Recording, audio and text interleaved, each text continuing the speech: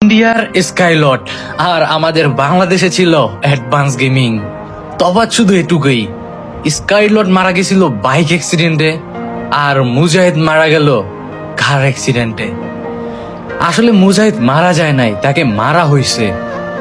বিষয়টা হচ্ছে, সে যে গাড়ির সাথে অ্যাক্সিডেন্ট করছে, অপোজিট সাইডের যে ড্রাইভার ছিল সে কিন্তু পুরো মদ্য অবস্থায় ছিল, মানে মদ্যপান অবস্থায় ছিল।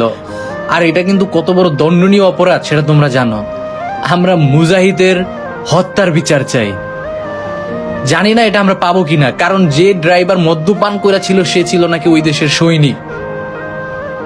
মানে আমি এখনো মানতেই পারতেছি না যে আমাদের মুজাহিদ ভাই আর নাই। ভাই এত বড় একটা রোস্টার, এত কমিউনিটির, কি বলবো, মানে আমি কোনো ভাষা খুঁজে পাইতেছি না।